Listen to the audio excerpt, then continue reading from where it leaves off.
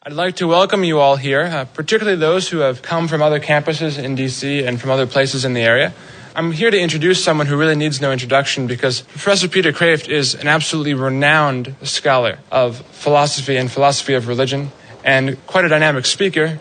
We have the privilege of hearing from him this evening about the pro-life philosophy. He's going to take the pro-life cause and the issue and the argument and approach it from a sound philosophical point of view and get away from a lot of the polarizing political rhetoric that we hear too often in this issue. So without further ado, I'd like to welcome Professor Kreeft.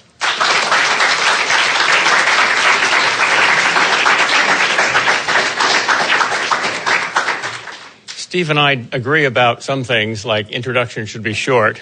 We disagree about other things. He's a Yankee fan. I'm from Boston. That's all right. We can agree to disagree. I'm going to try to make this talk fairly short so that there's time for questions and answers afterwards. I'm also not going to give you a formal lecture or read point by point. I've done that in books like this one. I assume that some of you at least have read a book like this, and it would be a species of theft, I think, to make you come out to a lecture to simply do what you can do at home yourself, namely listen to the words of a book. But I will be pulling ideas from the book and looking at them a little more carefully and deeply and slowly and leisurely. This is only a philosophical approach to abortion.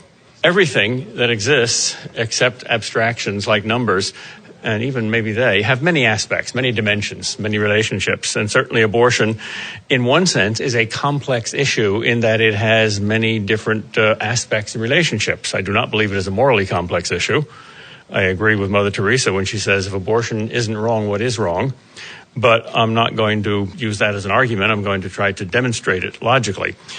But I'm not going to go into the religious aspect of abortion, or the psychological aspect of abortion, or the sociological aspects of abortion, or the political aspects of abortion, or even the legal aspects of abortion, except on one point, and not the feminist aspects, the gender-based aspects of abortion, though that's relevant too, or even the scientific aspects, except again on one point that's essential for my argument. But just going to look at the philosophy, and especially the logic of the pro-life argument. It's essentially one argument, but there are many different ways to express it, and I have up here 4 different ways, which I will explain in a moment. Within philosophy, the division of philosophy that obviously most directly is about abortion is ethics. I will presuppose 2 things. If you disagree with these 2 presuppositions, you won't be able to sympathetically follow my argument. But I think the vast majority of people, even the vast majority of philosophers, who are certainly more insane than most people, believe these things. We have a saying in Boston, that's so crazy only a PhD could possibly believe it. Presupposition number 1, we can argue about ethics. There's a role for reason and logic in ethics. There's no absolute divorce between truth and goodness, fact and value, logic and morality, reason and will. They're different, granted, but they can interpenetrate. The second presupposition is that if you say that we can reason about ethics, that would seem to necessitate believing that there's something real about good and evil, right and wrong, rights and duties, because we don't reason about our dreams, our fantasies, our personal creations, our purely personal likes and dislikes, our feelings. You can't argue about feelings. If you reduce ethics to feelings, ethics is no longer an argument. You never heard a conversation like this. I feel great. No, you don't. You feel terrible. People don't argue about that. Feelings are private. Philosophers talk about a fact-value distinction, and that's a valid point. In fact, I'm going to use that point in my argument to try to show that the pro-life argument necessarily has a fact premise and a value premise. But the distinction between facts and values is not total. It is a fact, though not a scientific fact, that there are values and that some things are valuable and some things are not. You can make meaningful statements about values. You can argue about values. We do all the time. If we didn't in fact believe that there was something like objective values, we would never have ethical arguments. We would just fight. People quarrel. They don't just fight, they quarrel. What right do you have to do that? Well, that's an ethical argument. Now, if you didn't believe these 2 presuppositions, I don't think you would have come here. I think you knew that we were going to talk about abortion, and I think you knew that I was a philosopher. So if you didn't think that you could rationally philosophize about a morally controversial issue like abortion, you would probably come here only to get angry. And I suppose some people do things only to get angry, but I assume that that didn't happen at Georgetown. The second presupposition, that there are objective values, means that total moral relativism is false. Maybe there are some things that are morally relative, morally subjective, not objective. But if you think that there's nothing that's objectively right or wrong, you're not going to argue about it. I discovered a very famous 20th century philosopher who explained moral relativism with striking clarity. His name is Benito Mussolini. Unlike Hitler, Mussolini was a philosopher. And here is a quotation from a book of his. Everything I have said and done in these last years, this was after he became Italy's dictator, has been relativism. If relativism signifies contempt for fixed categories and men who claim to be the bearers of some objective immortal truth, then there is nothing more relativistic than fascism. For from the fact that all ideologies are mere fictions, the relativist infers that everyone has the right to create for himself his own ideology and to enforce it with all the energy of which he is capable. That seems perfectly reasonable to me.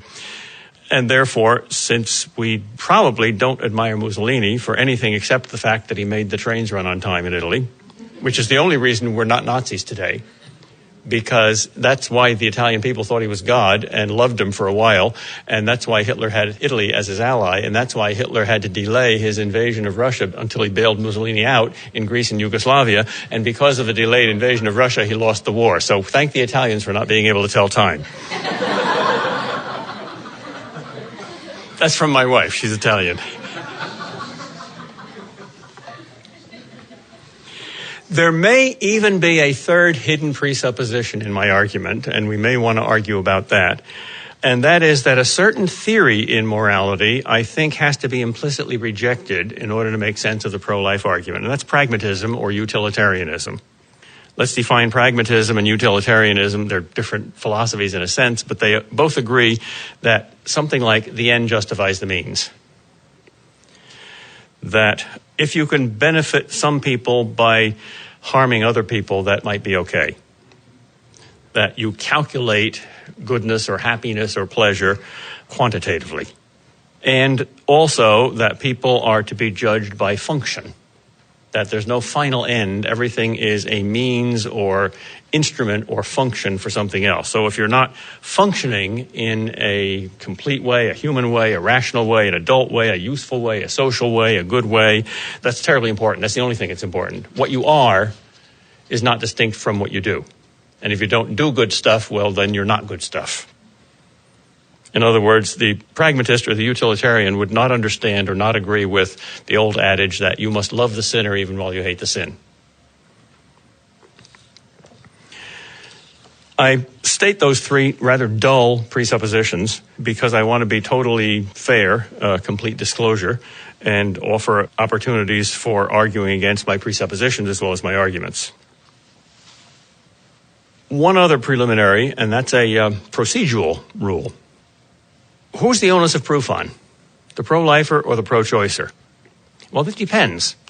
If we're talking about history and tradition and a community, and if that community is traditionally pro-life and wants to change to pro-choice, then I think the onus of proof is on the one who wants to change it. But if we're just looking at the thing philosophically and logically in the abstract, I think the onus of proof is on the pro-lifer.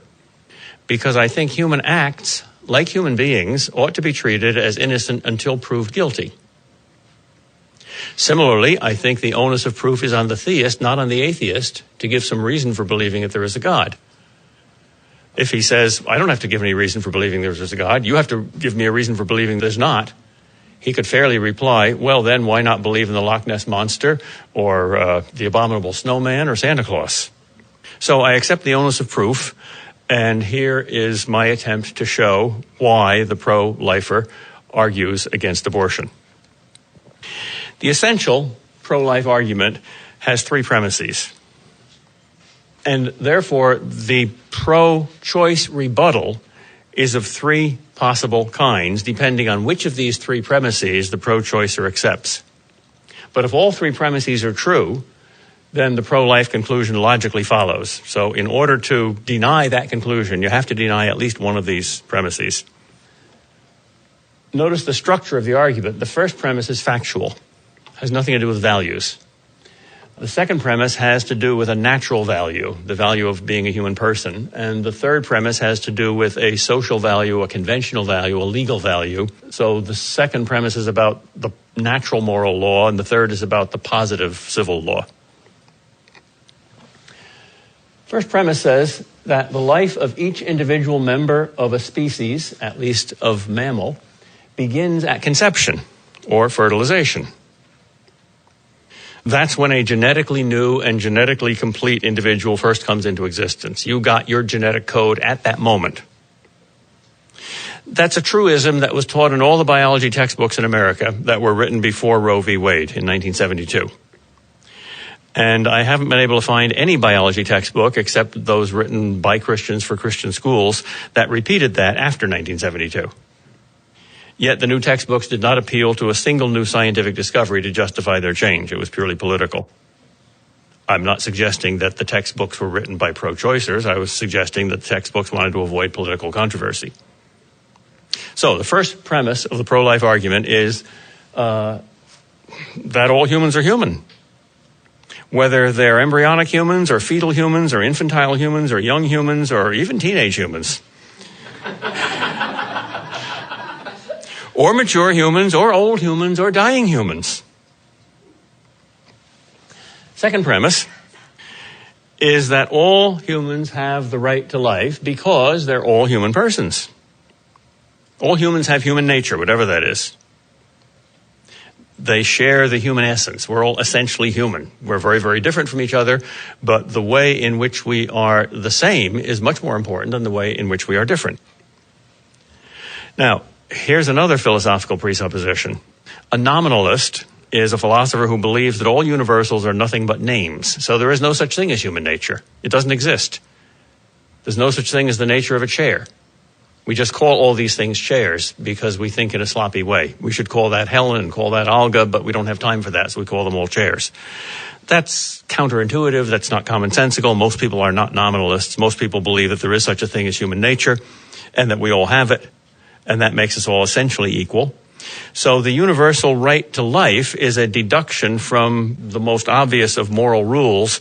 Granted that there is human nature, there's an equality in essence among all of us. Therefore, the golden rule, or the rule of justice, says, since you don't want others to kill you against your will, you ought not to kill them against their will. It's just not fair, not just. Different ways of expressing that. You could deliberately base it on the ontological good of human nature, or you could be deontological like Kant and formulate this in a kind of a categorical imperative. Each, I think, will work. The third premise is the legal premise. It's about the function of the law. It says the law must protect the most basic human rights of all citizens. Well, if all humans are human, and if all humans have a right to life, and if the law must protect human rights, then the law must protect the right of all humans to life. Self-defense is not excluded by this, because if my life is as valuable as yours, and you're starting to attack me, and you threaten to murder me, I have a right to defend my life, if necessary, by taking yours. In a sense, you have given up your right to life by threatening somebody else's. So defensive war is not outlawed by this. This is not a pacifistic premise. Now, there are three different kinds of pro-choicers. Those who deny the first premise, those who deny the second, and those who deny the third. Back in the 70s, shortly after Roe v. Wade, when philosophers started arguing about this even more than they did before, most pro-choicers denied the first premise. They said either in a popular way that the thing you abort is only a potential person or only a potential human being, or they said it's only a bunch of cells, or it's human biologically, but it's not really a person with rights. That was the strategy. I think those arguments can all be answered, and maybe I should take the time to do that now, but I think I will not. I'll come back to that later. I think that position was sometimes honest. People who didn't know much about science read such arguments and said, well, yeah, that's not a human being, so what's the big deal about abortion? So their consciences were genuinely not troubled by it. I think that's due to scientific ignorance, and I think it's very obvious and very clear that from a scientific point of view, certainly from a genetic point of view, that little thing there is a very little human. It's not performing any human activities yet. It's not even feeling pain because it doesn't have a brain and nervous system. And it's certainly not reasoning or making free choices. But what it's doing is something that only a human being can do. It's growing a human brain and nervous system. So it's not a potential human being. It's a potential adult. When I'm sleeping, I'm a potential thinker. I can't think in my sleep, but I'm still a human. If you want to argue that the fetus is not human because it's not functioning in a human way, then your premise is whatever is not functioning in a human way is not at that time human, in which case in deep sleep you're not human and it's okay to murder you, which is an absurd conclusion. What fascinates me and frankly upsets me is that most philosophers now admit the truth of the first premise. Not all, but most. And most pro-choice arguments, from a philosophical point of view that I am aware of, now question the second premise rather than the first. The reason that upsets me is because we expect all human beings not to be fundamentally morally ignorant. We don't expect all human beings to be not fundamentally scientifically ignorant. Scientific ignorance is a weakness of intellect, which may be excusable. But moral ignorance on a matter this basic is much less excusable. I was at a philosophy convention some years ago. Some of you know Father Kotersky from Fordham University. He was at the convention. There was an argument about euthanasia, and it was very similar to the abortion argument. Is it okay to kill people when they're in pain? Even without their consent. What about advanced Alzheimer's patients who didn't sign any form, didn't say, hey, when I get this bad, please kill me? You don't know what they'd want, but now they're incapable of that. And the person who was giving the paper was justifying killing Alzheimer's patients, even without their consent. And she used analogies that I thought were rather chilling. She said, we don't treat any other species of animal in this special human way because we don't have sweet feelings for them. For instance, take mice. We divide all mice into 3 categories depending on how we feel about them. If we have a pet mouse, we feel in a semi-human way towards the mouse and we would feel guilty about killing it. If it's a laboratory mouse, we don't have any feelings towards it at all. It's simply an object and we kill it if we think it's useful scientifically. And finally, mice in the wilderness, mice that are neither pets nor laboratory mice, we have no feelings towards. So we don't neither kill them nor forbid killing them. And then she said, I see absolutely no logical reason why we should not treat our own species in exactly the same way as we treat every other species. So let us divide all human beings into laboratory animals, which it's right to kill for good reasons, like dying Alzheimer's patients. Maybe before you kill them, you can harvest their organs.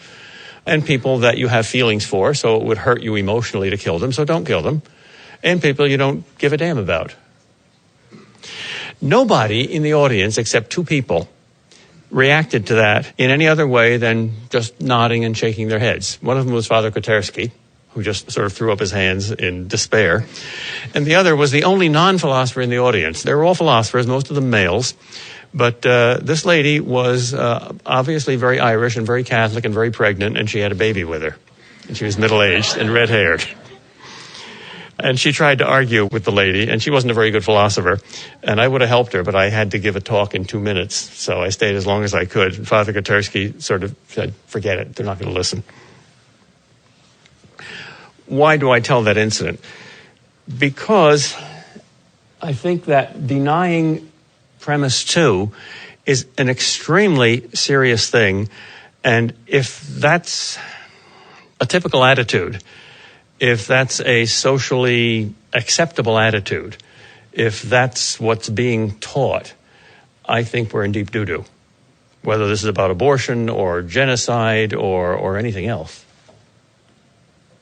So I'm going to argue about that one a little later, specifically. Third, the legal premise. It's fairly easy to deny the legal premise. I'm personally against abortion, but I wouldn't want to impose my will on others.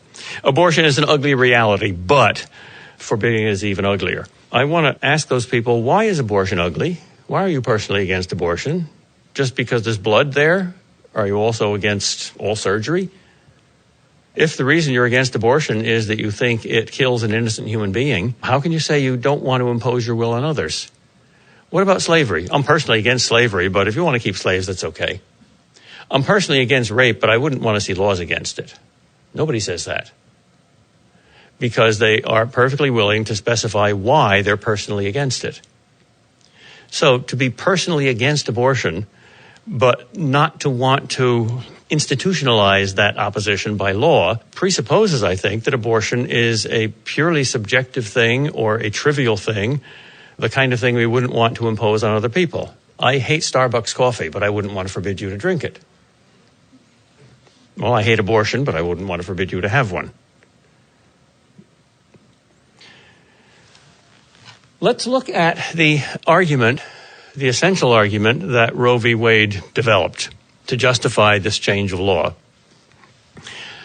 The argument is, we don't know when human life begins. This is a mystery. They didn't use the word mystery. That was Justice Anthony Kennedy later in the famous mystery passage in the Casey decision, which I've always thought was either the wisest or the strangest and most foolish thing anybody in the history of the Supreme Court has ever written. What it says is the most fundamental of human rights is the right to decide for oneself the meaning of life and the mystery of human existence, which is basically saying, hey, God, move over, you're in my seat. But I don't want to get into a religious argument here. The legal premise is simply that the most fundamental function of the law is to protect basic human rights. And the court said, we don't know if the fetus has a human right to life because we don't know if it's human. So from a legal point of view, we'll not legislate because we don't know. Now, that argument, we don't know when human life begins, therefore we shouldn't outlaw abortion, is a valid syllogism only if you add the implied premise. This is called an enthymeme in logic, a syllogism in which one premise is enthymemic or kept in mind. That's the literal meaning of the Greek enthymos. And what's kept in mind is the premise, if we don't know when human life begins, then we shouldn't outlaw abortion. That's the general principle. Then we don't know when human life begins, therefore we shouldn't outlaw abortion. That seems to me to be a very strange argument because both premises are false, not just one. First of all, as I pointed out before, we do know when human life begins. At least everybody did before 1972. It's not a controversial moral or legal question. It's simply a scientific fact. Secondly, the principle that if we don't know when human life begins, we shouldn't outlaw abortion is a very strange principle. That's equivalent to saying, if I don't know whether you're a human being or not, it's okay for me to kill that thing that might be a human being, but it might not. Suppose somebody came into this room and I thought that it was probably an animal dressed in a human Halloween costume because it had a very, very ugly face and, weird shape. It just might be a president, but it might also be, I'm not saying which one, but it also might be just an animal. So if I don't like it and it's inconvenient to me, is it okay for me to kill it? Well, of course not, because it might be a human being. You don't know. The fact that you don't know means don't shoot. The bush is moving. It might be a deer. It might be my fellow hunter. What do? Shoot. Yeah, right. I'm about to fumigate this whole building with a toxic chemical to kill the cockroaches. There are no cockroaches in Georgetown, are there? But I suspect there might be some students still here who didn't hear the fire alarm. So am I going to search the building to make absolutely certain that there are no human beings here before I spray toxic chemicals? No, why bother? I don't know that whether there's a human being here or not, so shoot. How absurd. Or you're driving home at night and you see something in the street. It's an overcoat. It's an old, dirty overcoat, and it seems to be moving. It's a windy night, so maybe it's just wind moving the overcoat, but it seems to be crawling across the road. Isn't it funny that the wind can make it crawl like that? Maybe there's a human being there. Maybe he's an old drunk. But maybe not. Now, let's say it's going to cost you something to avoid running over it. Say you're going down the highway at 50 miles an hour and the thing suddenly appears in your headlights, and the only way you can avoid running over it is by swerving. And if you swerve, you'll go off the road and maybe turn over and at least damage the car. Let's say you're not going to kill yourself, but a serious accident. You might even get injured. What do? Well, if there's some good reason to think that is probably a human being, don't drive over it. Anyone who did drive over that or fumigate such a building or kill the thing in the Halloween costume could not plead ignorance. That's at least criminal negligence. So it's very strange that the court used the skeptical argument for abortion. I think the skeptical argument counts against abortion. Almost all pro-choicers that I know of resent pro-lifers for being dogmatic. You say you know so much. You know that every human life begins at conception. I reply, no. Do you know that it doesn't? If we can agree to be skeptical, that's the strongest possible argument for not killing it. Well, since there's two issues here, namely, what is abortion and what is its victim and what is the fetus and is it human and does it have a right to life? That's one question, what is. The other question is how much we know. How much we can be certain of, how much we can prove. Put these two questions together and you get my quadrilema. There are four possibilities because there's two variables. It's like Pascal's wager. You all know Pascal's wager. Pascal's almost a skeptic. He believes that you cannot logically prove that God exists or that he doesn't exist. But you have to choose to believe one way or the other because you're embarked on the voyage of life and you're going to die and you're either going to meet God or not. So how do you choose? Well, he says, let's see. In objective fact, either God exists or he doesn't. And in my subjective experience, I will either choose to believe in him or not. So there's four possibilities. God exists and I believe in him. God exists and I don't believe in him. God doesn't exist and I believe that he does. God doesn't exist and I don't believe that he does. Well, in two of those four cases, I'm right. If there's a God, the theist is right. If there's no God, the atheist is right. Well, I've got a 50-50 chance of being right. And if I'm a skeptic, that doesn't decide me. Is it a good bet? You've got a 50-50 chance of winning $2 for your one. Do you bet $1? Yeah, maybe so, maybe not. Well, there's another bet. Let's look at happiness rather than truth, because everybody wants both. Take truth first. Be honest. But if you honestly believe you don't know the truth, well, let's see what you can gain and lose in the way of happiness. If there's a God, and if you believe in him, what happiness are you going to get? Heaven. What's that? Infinite happiness. Oh, that's great. Yeah, but you're not sure. Well, let's see. If there is a God and you don't believe in him, what are you going to lose? Heaven. Infinite happiness. Oh, gee, that's terrible. But suppose there's no God, and you believe in him anyway. Well, then you're wrong, but nobody can prove that you're wrong. And there's nothing to gain or lose, because once you die, and that's it. You're worms. There's no heaven and no hell. John Lennon is right. So is Vladimir Lenin. Finally, fourth possibility, there's no God and I don't believe in him. Well, you're right. You're one of the smart ones. You're one of the atheists, but it's not going to gain you anything in terms of happiness because there's no payoff. When you're dead, you're dead. So the only chance for winning anything significant is combination one. God exists and you believe in him. The only combination for losing something is combination number 3. Or was it 2? My math is bad. God exists and I disbelieve in him. If God doesn't exist, nothing makes a difference. That's the Pascal wager. I don't want to argue that that's a valid argument or a good argument or an invalid argument or a bad argument, but you see it's a quadrilema based on the intersection of two variables, the objective variable and the subjective variable. Either this is true or it isn't true, and either I believe it or I don't. So let's apply that to the question of abortion. In objective fact, either the pro-lifers are right and abortion is murder or something like it because the fetus is a human person with rights, including the right to life. That's the fundamental right. If you don't have life, you can't have liberty. Or maybe the fetus is not a person. Maybe the pro-choicer is right, at least the pro-choicer who denies the first premise of the 3-premise pro-life argument. Maybe the fetus is something less than a human person. Maybe it's human but not a person. Maybe it's a person without rights. but it's not the full thing that the pro-lifer thinks it is. All right, those are two possibilities in objective fact. But here's the key to the argument. Let's factor in the subjective consciousness here. And let's not just talk about belief, but let's talk about knowledge. Because it's not belief, but knowledge that gives you responsibility. You either know what a fetus is or you don't. You're either skeptical, and you say, I don't know whether it's human or not, or you don't know. All right, so there's four possibilities. Either the fetus is a person and you know it, or it's a person and you don't know it, or it's not a person and you know it, and it's not a person and you don't know it. What is abortion in each of these four cases? Well, if the fetus is a person with rights, including a right to life, and you know that, and you nevertheless deliberately choose to kill it, that's the definition of murder. And if it's premeditated, that's first-degree murder. Oh, but it's such a small person. Haven't you read your Dr. Seuss? Horton Hears a Who. A person's a person no matter how small. But what if the fetus is not a person? Does that make abortion okay? Well, if you know that, yes. If the fetus is not a person, and you know that for sure, then there's absolutely nothing wrong with abortion. It's an operation. It's excising some cells.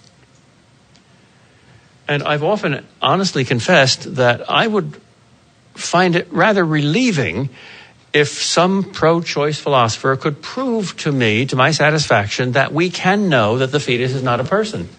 Then we could just give up and go home and agree to disagree and pack up. And we wouldn't have to have such expenditure of time and money and energy and worry about this whole question. That would make it a lot easier, but I've never seen it done. Never. So only if this thing were done, that I've never seen done, is abortion okay. Because suppose you don't know what a fetus is. Let's look at the other two possibilities. You don't know that a fetus is a person, but in fact it is. Well, that's the don't shoot principle. You don't know that it's not a person. You don't know what it is. You shoot it anyway. You run over the coat. You shoot the leaf moving in the tree. And it happens to be your fellow hunter. Oh, I didn't mean to kill him. Yeah, but did you wait to see that that was a deer instead of your hunter? No, I didn't know what it was. And you shot anyway? You have killed a man. That's manslaughter. It's not first-degree murder. You didn't intend murder. But you have killed a man. And you are responsible for that. That's a very serious crime. Well, suppose the fetus is not a person. But you don't know that. Suppose the Supreme Court is right. We don't know what a fetus is. And suppose the pro-choicers are right in saying a fetus is not a person. Even so, that's criminal negligence. You're just lucky. It happened to be a deer, but you didn't know that. It happened that there were no students left at Georgetown when you fumigated. You didn't know that. It happened that that was a cleverly disguised robot and not a human being that you killed walking into the room. But you didn't know that. That's certainly morally reprehensible. I don't know how to get out of that quadrilemma. The usual move that the pro-choice philosopher makes at this point is to say that just because the fetus is genetically and biologically a member of the human species, and just because it has its own individual distinct genetic code, even as a blastocyst, that doesn't mean that it's a person with rights. Yeah, it's a human being, but it doesn't have rights. Well, then we have two very simply and clearly different philosophies of rights. Either all humans have rights or some humans have rights. Logically, it's got to be one or the other. If only some humans have rights, then some don't. And if you can label those humans that don't have rights, including the right to life, that justifies your killing them. The history of that second philosophy is rather dark.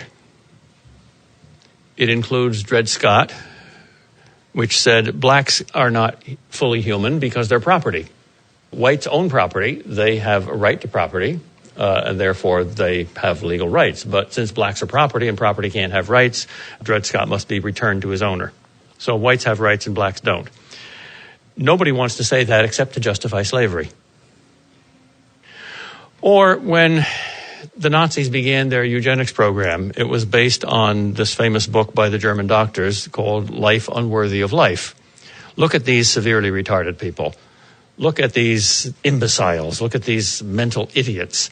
How could you say that they have a right to life? It would only be compassionate to kill them. One of the most famous American jurists in history, Oliver Wendell Holmes, bought into some of that philosophy when he justified the Virginia compulsory sterilization law by using language that looked like it was copied from that book. And Margaret Sanger, founder of Planned Parenthood, has also not only personally friendly with the Nazis at the time, but said things very similar to that, including racist things like more babies from the fit and fewer for the unfit. Well, this may shock us, but if you believe that only some humans have rights, it shouldn't logically shock you. The only way to overcome the shocking immorality of such actions is by philosophy 1 rather than 2, to say that all humans have rights and not just some. In history, only when you want to do something bad to some human beings do you relabel them. Well, since rights come from persons, since persons have rights, let's talk about the same thing in terms of persons. Many philosophers that are pro-choice argue, yes, they're human beings, but they're not persons. Only some human beings are persons with rights. Those that are fully functional, those that are adult, those that are rational, those that can interact with others, those that can contribute to society, those that you can recognize, those that are wanted, whatever the standard.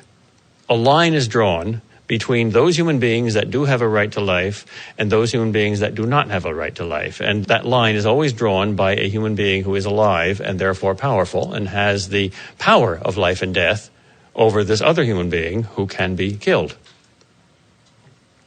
So either all humans are persons or some humans are persons. I believe that all humans are persons. I believe the category of person is larger, not smaller, than the category humans.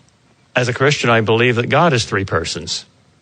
I also believe that angels are persons, persons without bodies. But the pro-choice philosophy reverses that and says, no, only some humans are persons. The category person is a subdivision of humanity. It's smaller than humanity, not larger. To smoke out these positions this way, to state them that boldly and clearly, is at least a necessary preliminary to debating them. 2 of my 4 arguments, I think, namely the 3-step essential pro-life argument and the Quardrilema, are not just clarifications but arguments. The other 2 are clarifications. If you want a complete, fairly carefully worked out argument, read my book, 3 Approaches to Abortion. The first essay is entitled The Apple Argument from Abortion, in which I argue from the premise that we know what an apple is to the conclusion that all human beings have a right to life. And I find in conversation and in reading that pro-choicers who do not believe that a fetus has a right to life usually back up to some step in the argument where they have to deny either that we know what an apple is, or that we really know what an apple is, or that we really know what an apple really is, or that we really know what some things really are, or that we know that what human beings are, or that we know that we have human rights because we have human beings. In other words, that morality is based on metaphysics. Metaphysics is simply the science of being, or thinking about being. It's not a woo-woo science, except in Southern California. No, seriously, the bookstores in California put metaphysics under a subdivision of witchcraft.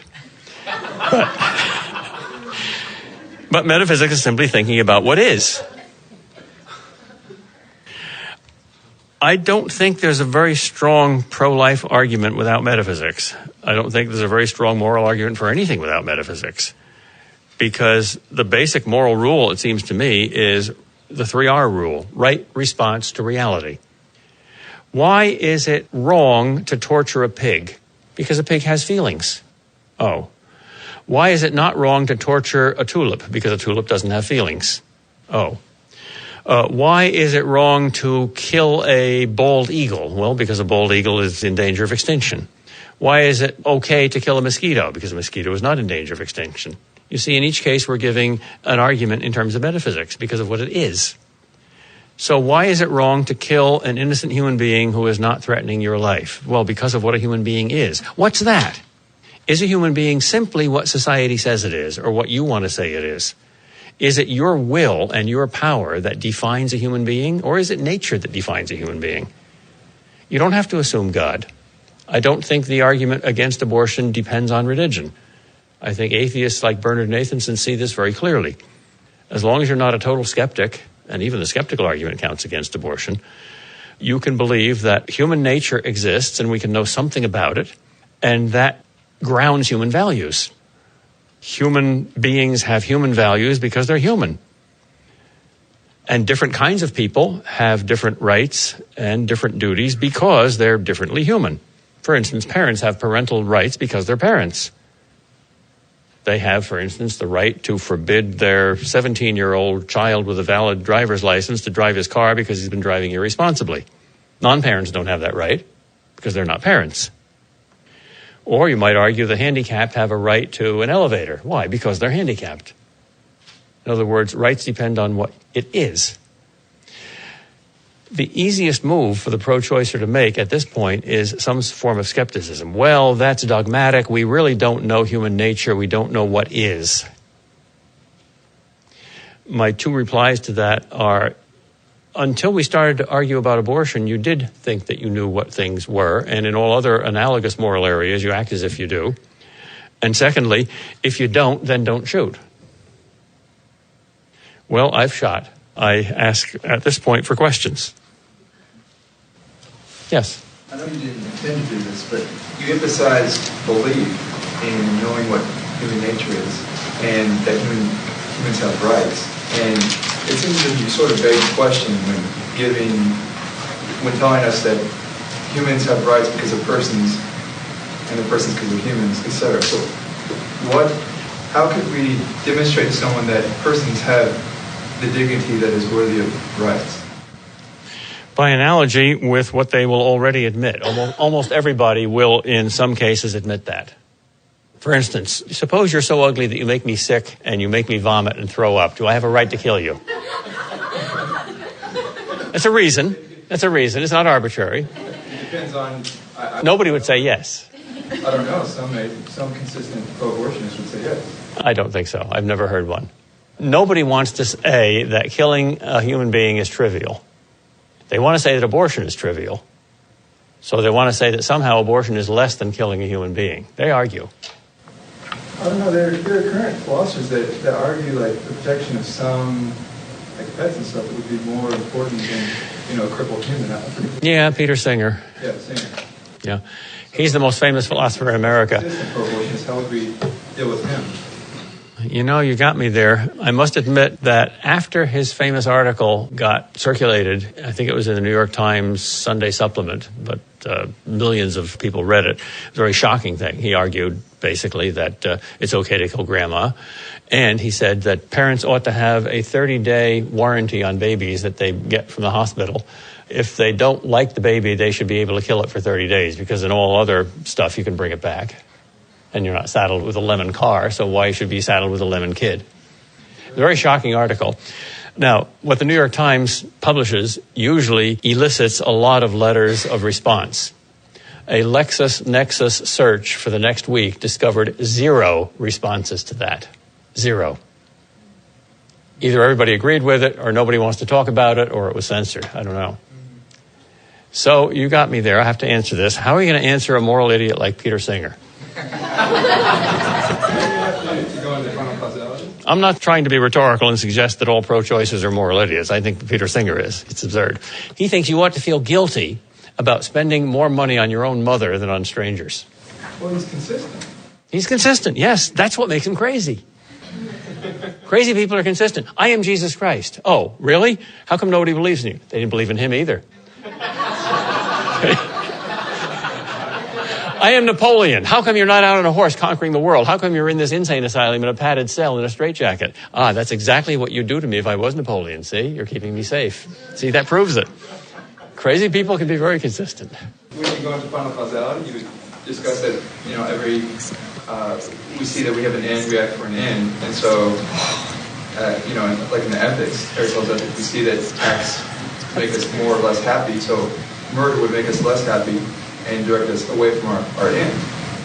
So you have to ultimately tackle this. Now this question, which I'm glad it came out, now this question is going to force an answer to me that I didn't intend to give, but I have to. I said at the beginning, this is going to be pure philosophy and not psychology. Can't do it. Sorry, can't hold the line there. When human beings argue, they don't argue simply as logical entities. They argue as human beings. So moral arguments are often analogical. That is, if Peter Singer, let's say, has no qualms of conscience about killing his grandmother, but he does have qualms of conscience about killing blue whales, then we can appeal to that. Where does that conscience come from? You're still a human being. You have moral feelings about blue whales. Why? And then maybe on that basis, we can make an analogy between the whale and grandma, especially if grandma's overweight. Suppose, however, that they insist on staying on the purely logical level of purely logical consistency and not appealing to that instinctive moral sense at all. Then I don't think you can have any moral argument.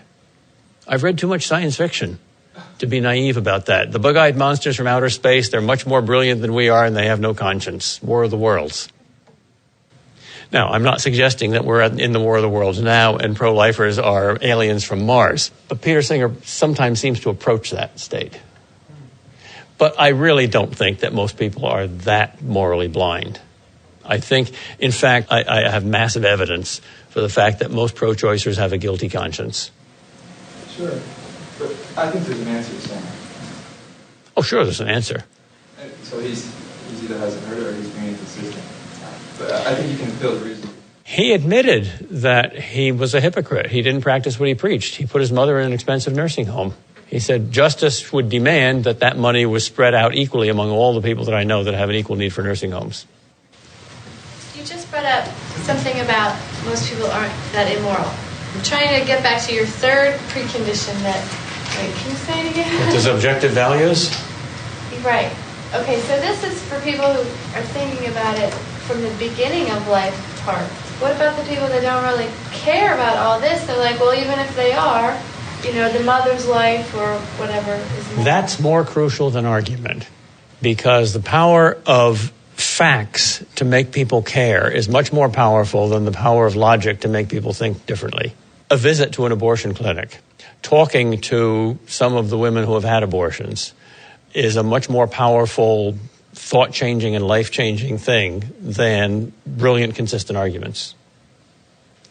And I think rightly so, because people realize that, especially philosophers, are very clever, and that doesn't mean that they're right. It only means that they're very, very good at hiding. In America, at least, and probably throughout the world, the likelihood of your being pro-choice is directly proportionate to the number of years you've been educated. PhDs are more pro-choice than MAs. MAs are more pro-choice than college graduates. College graduates are more pro-choice than high school graduates, et cetera, et cetera. Why is this? Well, I think it's very simple. The smarter you are, the more clever you are at hiding from yourself. A farmer can't not face the facts of abortion. You got to be very clever to not know something. If I say to you, I command you not to think about a blue monkey, you can't stop thinking about a blue monkey. Unless you're very clever and you're a brilliant psychologist and you know how to distract yourself from that by something else. And you fill your mind with that something else and it works. But most people can't do that. You've got to be very brilliant. There was a Harvard sociologist who in the 80s or 90s made a study of the people who actually did the work in the Holocaust, in the death camps. And she paralleled it with their level of education. And she thought she was going to show, statistically, that those who were more educated, whatever their beliefs for or against Hitler, were more reluctant to do the dirty work because they had sensitive consciences or at least sensitive feelings. And that the grunts, the pig-like people, did the dirty work. It was exactly the opposite. Exactly the opposite. The more educated you are, the more fanatically pro-Nazi you are, because they were educated in Hitler's schools. Power of propaganda. I'll follow up on it. Would that be true of the people that started the pro-choice movement? Were they a lot of very educated people? I don't remember the history of it. But I don't know enough to say that. I would suspect it, but I don't know. Yes. There are clinical scenarios where taking it further down women's pregnancy, if while in labor, a situation presents itself where maybe they might have to undergo a C-section or do some kind of procedure in order to save the baby's life. Not necessarily endangering the mother's life, but let's just say to save the baby, they would have to do the C-section. The mother at that time can refuse a C-section based on her own rights as a person. Could not a pro-choice person take that argument and bring it back to this, where you say every human has the right to life? So if at that point a woman can choose to deny her child a right to life, could she not? Then once... That's a legally gray area. That's a penumbra. Most of us think that it's right for the law to force people to help other people in emergencies, to be a good Samaritan in emergencies. But it's not a good idea for the law to force people to be more than a good Samaritan. And what's the difference? If I see a little child drowning in 3 feet of water, and I can go in and pull the child out with very little cost to myself, and I don't do it, I should be fined somehow. But if I'm not a very good swimmer, but I can swim, and I see somebody drowning in a swimming pool, and I'm a little afraid of water, and it would take a great coward not to jump in, but I don't jump in, should I be fined? Well, that's a legally gray area, I think. You said in the beginning of your talk that one of your hidden premises was you have to reject utilitarianism, but I was wondering if you think that a utilitarian would have a strong argument against abortion in the sense that if they argued that, for example, fetus couldn't suffer, or that net suffering would be prevented or decreased by going through with an abortion, would that be a strong argument for it? Until roughly the 6th month, the utilitarian would have to be pro-choice because the brain and nervous system aren't well enough developed to have conscious pain. But a utilitarian who's a strictly Benthamite utilitarian who identifies happiness with pleasure can easily be refuted. How many people are there in this room? 80? All right, let's suppose I'm the only normal person in this room and you're all cannibals. And let's say it would increase your pleasure enormously for you to kill me and eat me. And it would detract from my pleasure. But 80 enormous bits of pleasure over here versus 1 bit of pain over here, it's a great thing to do. It'd be wonderful for you to do that by utilitarian principles. So even most utilitarians have to modify that a bit.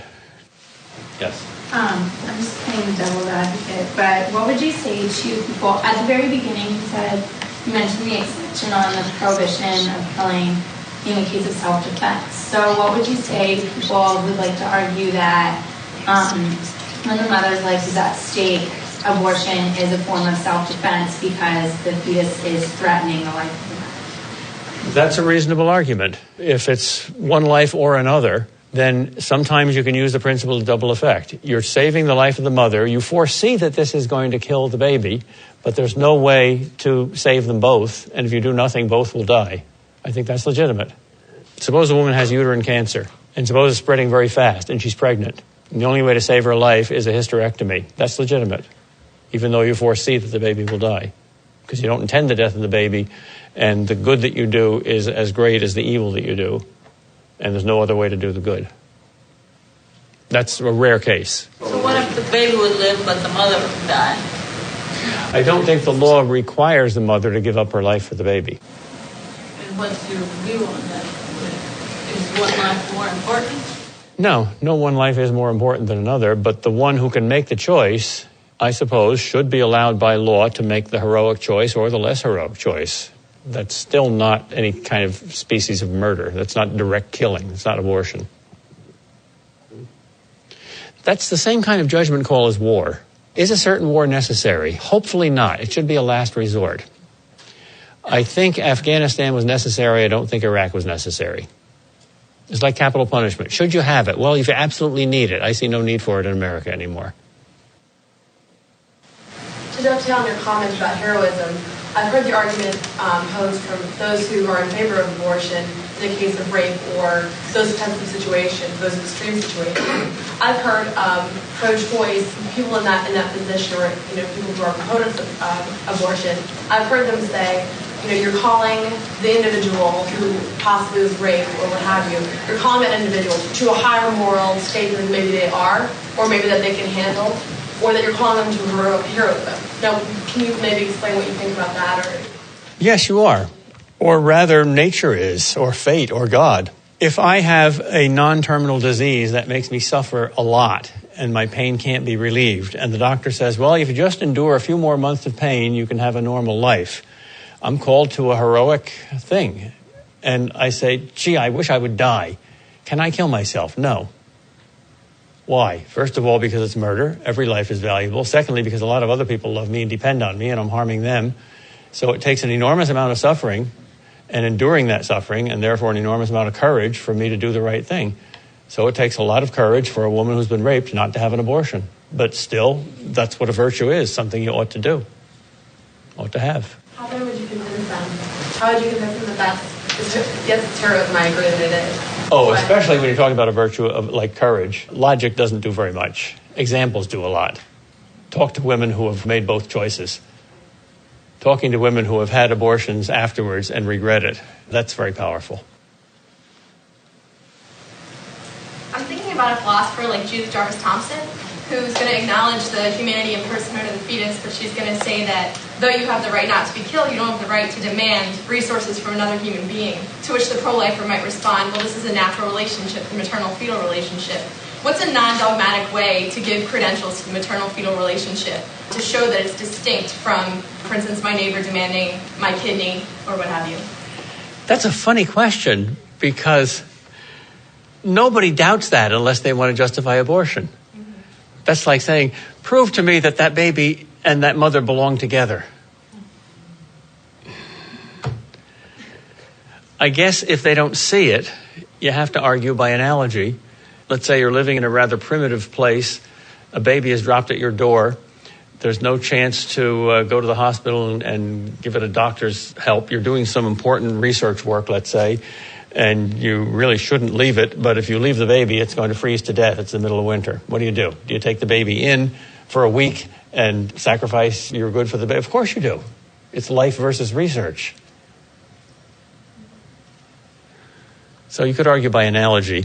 But as I said, arguing from analogy is a way of trying to take a person who doesn't have the moral instincts to see the truth in this case and make it parallel to another case where hopefully he does have the moral instincts to see the truth. Didn't she say that that's being a good Samaritan, but it's not required of you by, Yeah, but most people have enough moral instincts to realize that in that case you ought to be a good Samaritan. You might not have to jump into the swimming pool and risk your life to save a little kid.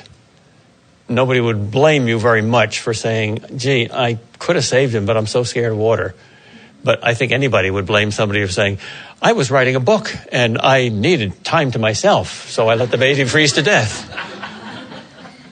The argument that I hear a lot is, well, you can't expect somebody who's poor. There's all these poor people out there, and you can't expect them in their condition to have to bring the baby up. So doesn't that require somebody else to come in and help them? It's not just, you can't do that. You can't have that abortion. You can't. I said I wasn't going to use rhetoric and I wasn't going to use politics. I lied. That is the snobbery of the socialist. It takes a village to raise a child. No, it doesn't. It takes a mother and hopefully a father. But we can't expect this of the poor. Why? Because they're poor?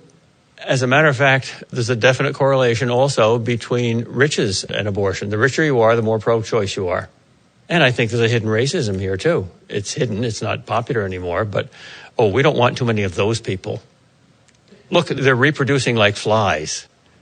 Hispanics, Muslims, blacks, we're the superior. We don't say that, but the feeling is there. Read Sam Harris's recent book, A Letter to a Christian Nation. It's incredibly snobbish. He says, well, there's two philosophies of life. There's the atheist philosophy of life, the secularist philosophy of life, which is enlightened and rational. And you see that in Scandinavia and Iceland and the Netherlands and Belgium and Germany and England.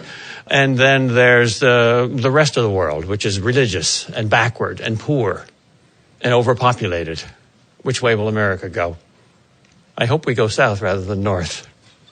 Because South's values, if I can use geographical terms here, are faith and hope and love and community and family. And North's values are money, sex, and power and science and technology.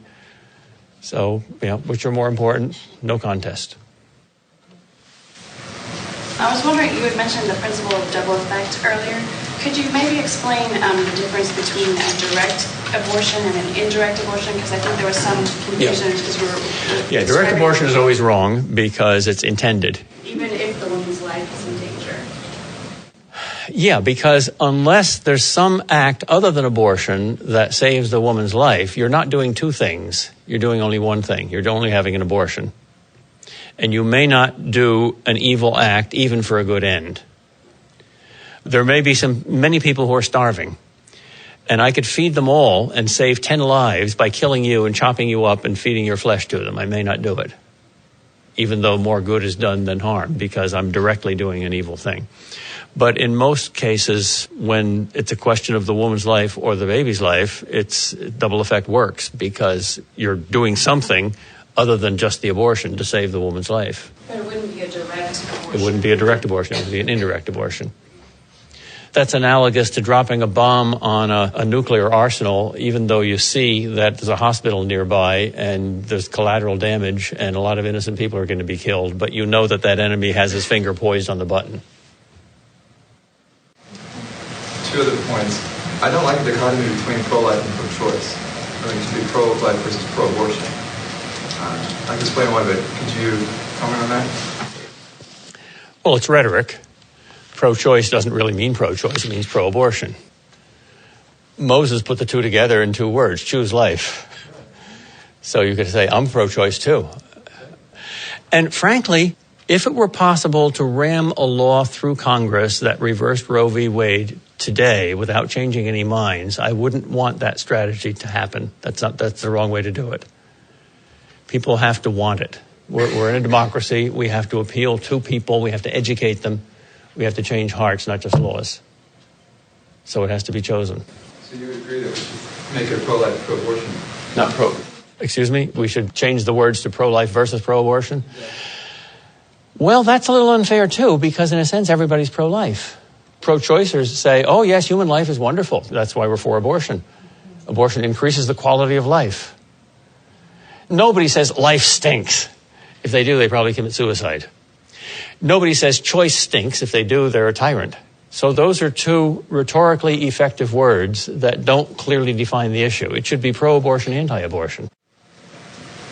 I agree with, of course, the conclusion, but I'm wondering if the approach is as effective as it, and it may not be as effective because people have forgotten that our final end is heaven. Do you think it would be a good or a bad thing to make abortion illegal? Because that's one thing that people talk about. They don't. In itself, it's obviously a good thing. Okay. But I don't think timing it at a time when most people would oppose that change is a good strategy. But, I mean, wouldn't you categorize that as this, like right now it's not, or would you? That's another one of these penumbra judgment calls, because on the one hand, if you have a law forbidding all abortions at any time, now or 10 years from now, when 80% of the people favor it, when 50% of the people favor it, when 90% of the people favor it, when 2% of the people favor it, there's going to be some people that would be angry. You can't please all of the people all the time. But at some point or other, it's obviously good to have that law because you're saving human lives. And saving human lives is terribly important. Well, isn't saving human lives more important than respecting human freedom? Well, yeah, life is more important than freedom. If I had to choose between murder and slavery, I'd choose slavery. Okay? Well, then why shouldn't you impose that law by force now if you can, just to save lives? Well, that's a judgment call. That's a pragmatic judgment call. I think the answer is because it would do more harm than good. In the end run, it would come back to haunt you. The sympathy factor would be gone. You'd be looked at as a tyrant. Right, and I was also wondering about, people that say that, well, if you make abortion illegal, then people will still do it, but they'll do it, in unsafe ways, or how would you respond to that? Well, that's true. The statistics are wildly overblown, but yes, there will be unsafe, dirty, back alley abortions. Right. Just as there are now dirty, unsafe, back alley assassinations. So should we make assassination clear and clean and safe? Anybody who wants to assassinate somebody else, let's bring him to this safe area, Red Square, where there's free speech and free assassination.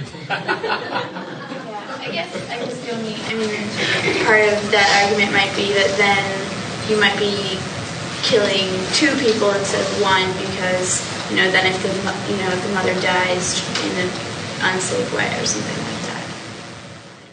Well, I can use a reductio ad absurdum argument there. If that principle holds, then we ought to legalize all kinds of drugs because we can then ensure people that have free needles. And we should make prostitution available to everybody because we can make it medically safer. If we go from consensual to non-consensual, we could even justify anything. Rape. Let's have clean rapes instead of dirty rapes. And that's totally absurd. I have a question about how there can be a point at which we can determine the timing on such an issue. When the time that it Ask a psychologist and a politician, not a philosopher. Okay, yeah, but I was just going to raise the issue Brown versus Board of Education. There was enormous discontent over that Supreme Court decision in the South. But yeah, there's still, I would say the right thing to do at the time. Good point. You've got to make a judgment call on where the conscience of the nation is. Now, the conscience of the nation right now is far more pro-life than the media would let on. And it's significantly more pro-life than it was 30 years ago. So the tide is turning. And that momentum is more important than the statistics. If you're a diver and you're in 20 feet of water, that's more serious than if you're in 10 feet of water. But I'd rather be in 20 feet of water going up than in 10 feet of water going down. Wouldn't it be a legal change that would permit laws to be passed, but there wouldn't probably be a national law? It would be back to the state level. It would be step by step, and the first step would be to reverse Roe v. Wade and let the states determine and allow states to prohibit abortion. That is right, because there's not going to be a law passed in the state that says abortion's illegal. No. But it's incremental. The law that Hadley Arkes got passed, I think that was the one that forbade partial birth abortion, that took enormous effort. And that was so basic, something like 90% of Americans favored it. So there were formidable political obstacles to even a minor change. It was going to take a long time. Well, maybe not. Maybe not. The abolition of slavery took not very long. And maybe even if there hadn't been a civil war, Lincoln might have got his way. We don't know. We do what we can. We've got a lot of different weapons. It's not a question of shall we use this one or that one. Shall we use litigation, and should we use the ballot box, or should we use philosophy and education, or should we use personal testimony? All of it, for goodness sakes. Oh, they said one more question. See, unlike heaven, question and answer sessions are finite and come to an end. Do you think there's a philosophical way to prove that life begins at conception? Like using Aristotle? No, I don't think there's a philosophical way to prove that life begins at conception. I think there's a scientific way to prove that life begins at conception. The confusion between philosophy, science, and religion is endemic in most people's minds today.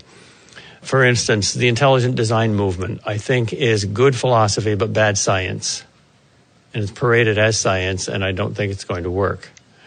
So we have to make a distinction between what can be proved by the scientific method, what can be proved by good philosophical reasoning, and what depends on a religious faith premise. Yeah, there should be no contradiction. Truth is truth, whether it's discovered by philosophy, by science, or by religion. But the methods of discovering it and the methods of proving it is different. It is a scientific fact that the life of each human being begins when growth begins. As soon as you have the zygote, that single cell, it replicates enormously and very quickly and in a specifically human way. So to say that's potential human life is simply scientifically untrue. If it's potentially human, what is it actually? Is it an ape? Aristotle thought so. Aristotle was responsible for some bad biology. He thought ontogeny recapitulated phylogeny, so you went through the different stages. You were a fish for a while, and then you were an amphibian. He also thought that a woman was not quite a man because she lacked one organ. So if you put her back in the womb and let her cook totally, she'd come out perfect. So we mustn't go back to bad biology. On that note, I think we can end.